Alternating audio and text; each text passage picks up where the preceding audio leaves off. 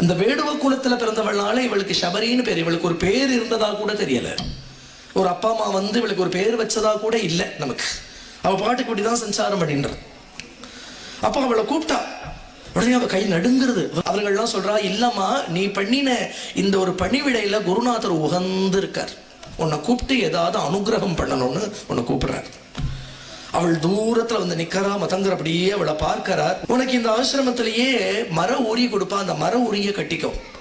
ஆசிரமத்திலேயே உனக்கு பிரசாதங்கள் கொடுப்பா, பிரசாதத்தை சாப்பிடு. இங்க இருந்து நிறைய நாம சங்கீர்த்தனம் பண்ணு.